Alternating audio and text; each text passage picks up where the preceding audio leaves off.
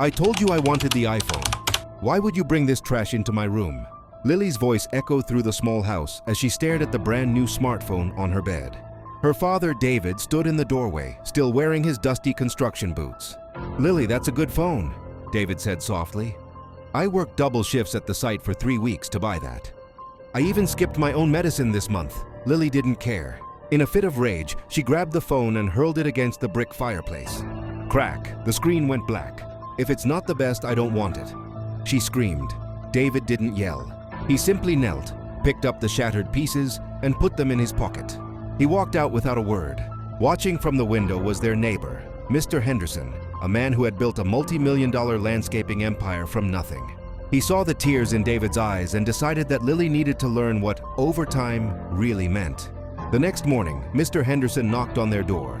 Lily, I hear you want the new iPhone 16 Pro. It's $1,000. If you work for me, I'll give you one for free.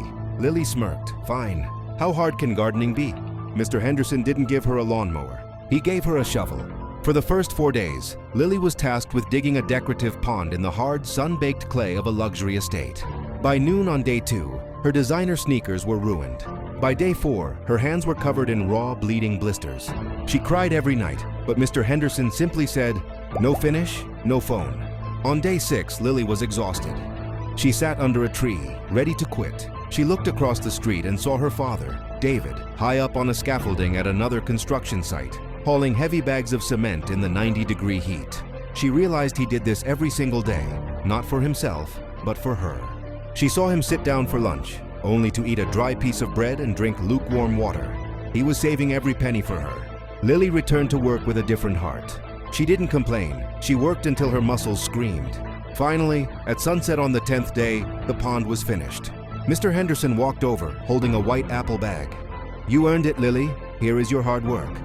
Lily's face lit up. She felt a pride she had never known.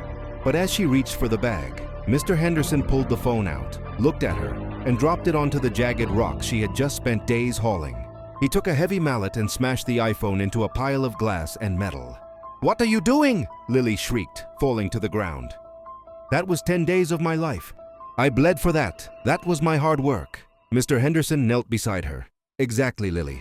And that phone you smashed on your birthday? That was 21 days of your father's life. He bled for that too. When you broke his gift, you weren't breaking a machine. You were breaking his spirit."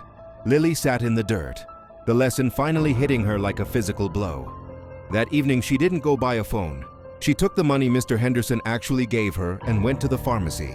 She bought her father's heart medicine and a warm meal. When she got home, she hugged him and cried, "I'm so sorry, Dad." Her dad was happy that she learned her lessons on time. Respect is not bought with a price tag. It is earned through understanding. Your parents' sacrifices are the foundation of your life. Never stomp on the hands that build you up. Comment love if you appreciate your parents.